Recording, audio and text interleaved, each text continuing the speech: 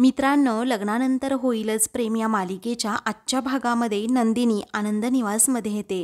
तेथे आता आजी बाबा असतात आणि नंदिनीने त्यांना लग्नाची गुड न्यूज सांगितलेली असते आणि त्यामुळे ते खूप खुश होतात आणि अभिनंदन असं नंदिनीला म्हणतात. तर तेथे पाठीमागेच दीपक उभा असतो आणि नंदिनीच्या टेबलजवळ तो काहीतरी करत असतो. त्याचवेळी इकडे बाबा म्हणतात की कसं आहे ना नंदिनी, बरं झालं, हे बघ खूप दिवस झालं लग्नाचं जेवलो नाही. मग आता कोण आहे तो लकी मुलगा असं पुन्हा एकदा बाबा विचारतात. नंदिनी म्हणते तोच हुशार मुलगा जो तुम्हाला पैसे द्यायला आला होता, पार्थ देशमुख. आता असं म्हटल्याबरोबरच दीपक हा नंदिनीकडे पाहतच राहतो आणि त्याला मोठा धक्का बसतो, कारण आता तोही नंदिनीवर एकतर्फी प्रेम करत असतो. त्याचवेळी त्याला समजतं की नंदिनीचं आता लग्न जमलं. पार्थचं नाव ऐकताच आजी बाबा खूपच खुश होतात आणि म्हणतात तो तर खूपच चांगला मुलगा आहे. तर बाबा म्हणतात हा ना, राजा माणूस आहे तो अगदी, कारण तो पाहता क्षणी मला आवडला होता. आता तर तुम्ही दोघे एकत्र येताय, खरंच खूप चांगलं आहे. मग आता आजी म्हणते कसं आहे ना नंदिनी, अगं ही चांगली कामं अशीच होत नसतात. समाजात जर समाजकार्य व्यवस्थित करायचं असेल तर आपल्या जोडीला आपला जोडीदार चांगला हवा आणि तुम्ही दोघेही खरंच खूप चांगले आहात. आता तुम्ही दोघेही अगदी सुखाने संसार करा. तेव्हा दीपकला आता राग येतो आणि तो नंदिनीकडे पाहत असतो. त्यानंतर काही वेळाने गप्पा टप्पा मारून आजी बाबा तेथून जातात. नंदिनी आता आपापलं काम सुरू करते. तेवढ्यातच दीपक पुन्हा तेथे येतो आणि विचारतो, नंदिनी मॅडम, एक विचारू का तुम्हाला, म्हणजे तुमचं लग्न? तेव्हा ती आता काही सांगणार तेवढ्यातच तिला आता पार्थचा फोन येतो. त्यामुळे ती फोनवर बोलण्यासाठी जरा बाजूला जाते. मग आता दीपक लगेच तिची पर्स घेतो आणि त्या पर्समधून काहीतरी शोधण्याचा प्रयत्न करत असतो. तो घाबरलेला असतो. त्याचवेळी दुसरीकडे नंदिनी आता पार्थचा कॉल रिसीव करते. काही काम होतं का असं विचारते. मग आता तो विचारतो तुम्ही बिझी आहात का? तेव्हा तुमचं काही काम होतं का असं नंदिनी विचारते. मग आता तो म्हणतो की हो काम होतं, आपण कॅफेमध्ये भेटायचं का?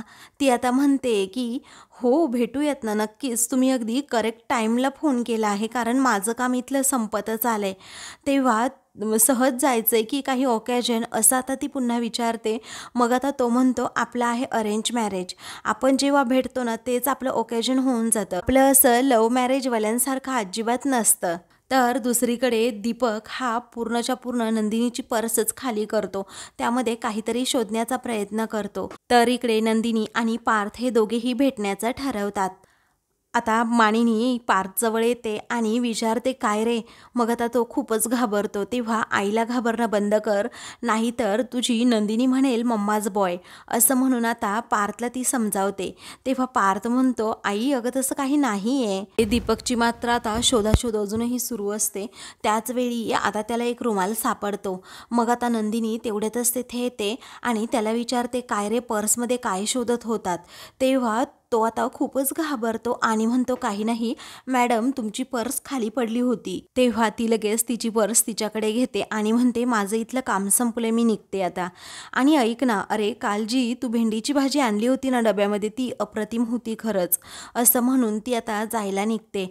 तेव्हा दीपक हा तिच्याकडे खूप प्रेमाने पाहत असतो आणि त्या रुमालाकडे सुद्धा. ते पार्थ नंदिनीला आता भेटणार असतो. मग आता ती म्हणते काय रे शर्ट खूप छान आहे तुझा? तेव्हा पार्थ म्हणतो आई अगं तूच दिवाळीला गिफ्ट दिला होतास. मग आता ती म्हणते हो का, लक्षातच नाही, पण आता गिफ्ट घ्यायचे नाही गिफ्ट द्यायचे. मग पार्थ विचारतो म्हणजे? तेव्हा मानिनी म्हणते अरे आता तुझं लग्न ठरलंय, तुझ्या होणाऱ्या बायकोची अपेक्षा असेलच ना, माझ्या नवऱ्याने मला काहीतरी छान असं गिफ्ट द्यावं. आता ऐक तू, एक काम कर, नंदिनीला काहीतरी गिफ्ट दे. तेव्हा तो विचारतो काय गिफ्ट द्यायचं? आता तू फिल्म पाहतोस की नाही, काहीतरी रोमॅन्टिक विचार कर, असं आता मानिनी म्हणते आणि मग तेथून जाते. तेव्हा पार्थ नंदिनीच्याच विचारात असतो. इकडे काव्या आणि जीवा दोघेही एकमेकांना भेटलेले असतात. काव्याच्या नावाचं जे गोंधन त्याने गोंदवून घेतलेलं असतं, जो टॅटू काढलेला असतो, त्याला तो सारखा हात लावता. काव्या काळजीनेच विचारते काय रे खूप दुखतंय का? मग आता तो म्हणतो प्रेमाने फुंकर मारली ना तर दुखायचंच राहील. काव्या आता खूपच बडबड करू लागते की तुझं ना आपलं काहीतरी सुरू असतं. मग आता तिची बडबड ऐकून तो म्हणतो दुखायचंच थांबलं. तेव्हा ती म्हणते हो ना, पण ऐक ना, डोळे बंद कर ना. त्याला वाटतं की ही मला डोळे बंद करायला सांगून किस देणार आहे, म्हणून तो डोळे बंद करून लगेच गाल पुढे करतो. ती म्हणते, ऐक हा, आगाऊपणा करू नकोस, गुपचूप फक्त माझ्याकडे पाहून डोळे बंद कर. तर इकडे पार्थ हा नंदिनीला एक छान असं गिफ्ट देतो. तेव्हा नंदिनी म्हणते की अहो हे कशाला आणायचं, मी तुमच्यासाठी काहीच आणलं नाही, सॉरी हां. तर दुसरीकडे काव्याने आता जीवासाठी एक गिफ्ट आणलेलं असतं आणि त्याला म्हणते की आता डोळे उघड. पार्थने आता दिलेलं गिफ्ट नंदिनी पाहते तर खूप छान अशी पिवळ्या रंगाची ओढणी त्याने तिला गिफ्ट दिलेली असते. ती म्हणते वाव खूप सुंदर आहे, मला ही ओढणी खूप आवडली. मग आता तो म्हणतो नक्की ना, म्हणजे कसं आहे ना, मला काही एवढं कळत नाही, मी अशीच आपली घेतली. ती म्हणते अहो खरंच खूप सुंदर आहे. काव्याने जीवाला खूप छान असं जॅकेट आता गिफ्ट केलेलं असतं, ते पण पिवळ्याच रंगाचं. तो म्हणतो खूप सुंदर आहे, हा पॅटर्न सुद्धा वेगळा आहे, माझ्याकडे नव्हता, आणि हा कलर सुद्धा खूप सुंदर आहे, माझ्या आवडीचा आहे, असं सारखं जीवा म्हणतो. जीवा लगेच ते जॅकेट घालू लागतो. त्याच वेळी आता ती म्हणते अरे थांब ना जीवा, किती घाई करतोस रे प्रत्येक वेळी, आपण उद्या भेटणार आहोत ना, मग उद्या ती जॅकेट घालून ये. तेव्हा आता तो ठीक आहे असं म्हणतो. मग काव्या म्हणते प्रेमात असताना प्रत्येक दिवस हा ऑकेजन सारखा असतो, समजलं. तेव्हा आता जीवा हा काव्याकडे पाहतच राहतो, कारण ती व्यक्त होत नसेल ना तरीही तिच्या तोंडून प्रेमाचे शब्द हे निघालेले असतात आणि म्हणूनच तो तिच्यामध्ये हरवून गेलेला असतो. दुसरीकडे पार्थ आणि नंदिनी हे दोघेही आता एकमेकांकडे खूप वेळ पाहतच राहतात. इकडे मंजू आणि तिचा नवरा हे दोघेही आता धनंजयच्या घरी आलेले असतात. तेव्हा आता ते दोघेही मस्त चहा पितात. मग आता काही काम काढले का तुम्ही, असं धनंजय विचारतो.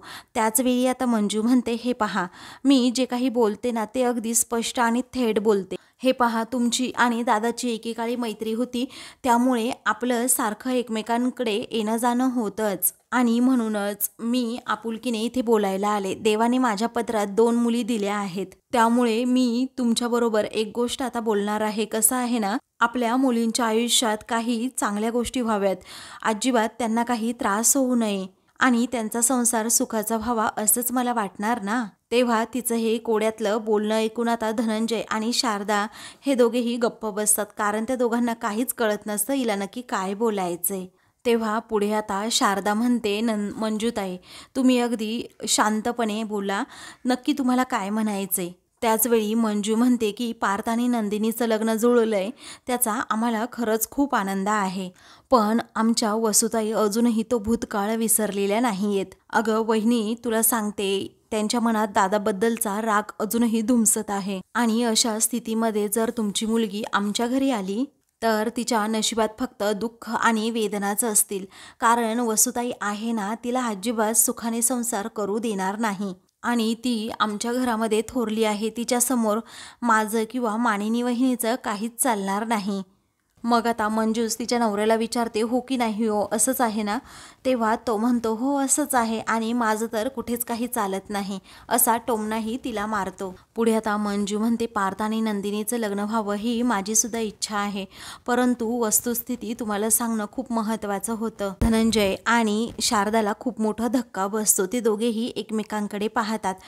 तेव्हा आता ही दोन्हीही कुटुंब माझीच आहेत आणि मी तुम्हाला म्हणून सांगायला आले, असं म्हणून मंजू आता निरोप घेऊन जायला निघते आणि पुन्हा मागे वळून म्हणते की या सगळ्यामध्ये माझं नाव कुठेही घेऊ नका म्हणजे झालं. तेव्हा धनंजय म्हणतो ठीक आहे, मी तुमचं नाव कुठेही घेणार नाही मंजूताई. तेव्हा मंजू आणि तिचा नवरा हे दोघेही तेथून जातात. मग आता शारदा आणि धनंजयला खूप टेन्शन येतं की कसं होणार आता आपल्या लेकीचं. नंदिनी आणि पार्थ या दोघांनीही सिनेमन कॉफी मागितलेली असते, ऑर्डर केलेली असते, परंतु त्याच्याऐवजी त्यांना कॅरमेल कॉफी येते. मग आता ते वेटरला सांगतात की तुम्ही आम्हाला चुकीची कॉफी दिली आहे. तेव्हा वेटर सॉरी असं म्हणतो. तर दुसरीकडे काव्या आणि त्याचबरोबर जीवा या दोघांनीही कॅरमेल कॉफी ऑर्डर केलेली असते. आता त्या दोघांनीही चुकूनच सिनेमन कॉफी गेलेली असते, त्यामुळे ते दोघेही आता एकमेकांकडे पाहतच राहतात. म्हणजे नंदिनी व पार्थला ज्या कॉफीचा फ्लेवर लागतो ती चुकूनच आता जीवा आणि त्याचबरोबर तिकडे काव्याच्या टेबलवर गेलेली असते. चुकून ऑर्डर आता एक्सचेंज झाल्यामुळे आता वेटर त्या दोघांनाही सॉरी असं म्हणतो. मग आता जीवा म्हणतो की असा काय हा वेटर, एवढे दिवस आपण इथे येतोय, अगं काव्या त्याला आपण कोणता फ्लेवर कॉफीचा घेतो हे माहीत नाही का? पहिल्यापासून आपलं ठरलेलं आहे ना कॅरेमेल. हो असा काय, असं म्हणून जीवाची आपली बडबड सुरू असते.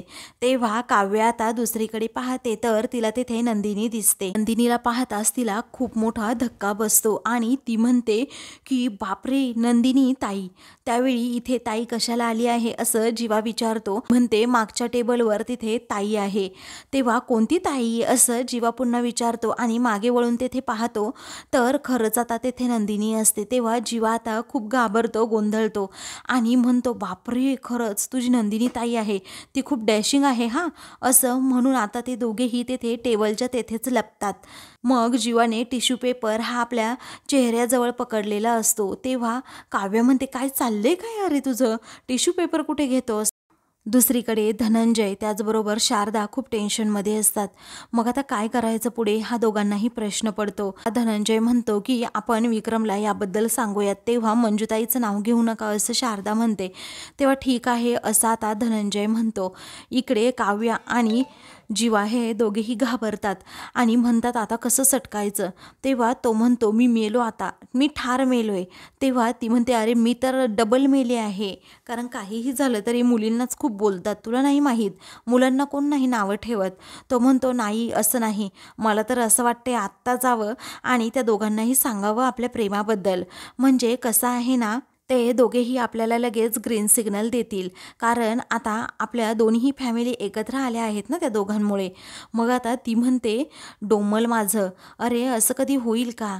तुला माहिती आहे ना माझ्या बाबांची काय अट आहे, घरी कितीही श्रीमंत असेल की मुलगा स्वतः कमावता असावा. तुझ्या घरी तू काम करतोस का? नाही ना, म्हणजे तो बिझनेस फक्त तुझ्या बाबांचा आणि त्याचबरोबर पार्थ जिजूंचा आहे, तू फक्त त्यांचा शेपूट आहेस रे. तेव्हा तो म्हणतो हो तेही बरोबर आहे तुझं. तेव्हा ती आता पुढे म्हणते या बाबतीत आपण बाबांना गंडवू नाही शकत ना, आणि जर आपण असा वेडेपणा केला ना तर आपलं भेटणं सुद्धा बंद होईल, असं म्हणून ती त्याला शांतच राहायला सांगते. इकडे आता नंदिनी आणि पार्थ हे दोघेही आता आपापलं बिल देतात, कारण नंदिनी त्या बाबतीत खूप प्रिन्सिपल्ड असते. आणि हेच नेमकं आता इकडे काव्या ही जीवाला सांगत असते की नंदिनीताई कधीच कुणाला स्वतःचं बिल शेअर करू देत नाही.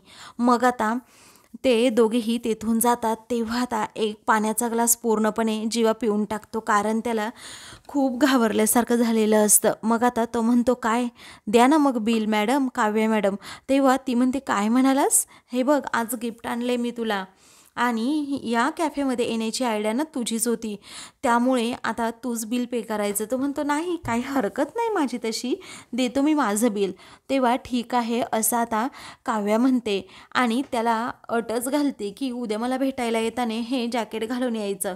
तेव्हा ठीक आहे असं आता तो म्हणतो. मग आता ते दोघेही जायला निघतात. मानिनी तिच्या रूममध्ये असते तेव्हा विक्रम तेथे येतो आणि धनंजयचा फोन तेवढ्यातच त्याला येतो, त्यामुळे आता तो फोनवर बोलत असतो.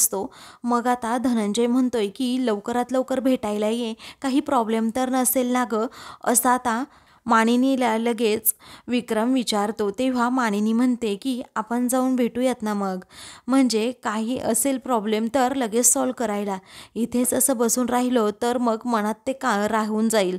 तेव्हा ठीक आहे असं आता तो म्हणतो. मग ते दोघेही लगेच भेटायला जाण्याचं ठरवतात. दुसरीकडे आता दीपक जो असतो तो गुलाबाचं फूल घेऊन आता पुढे येतो. मग आता तो म्हणतो आज काहीही झालं तरी माझ्या नंदिनीला मी प्रपोज करणारच. बाहेर आता वसू आत्या आलेली असते आणि ती म्हणते आज मी काहीही करून नंदिनीला सांगणार की माझ्या रम्याचं पार्थवर खूप प्रेम आहे, त्यामुळे तू त्या दोघांच्या मधून बाजूला हो.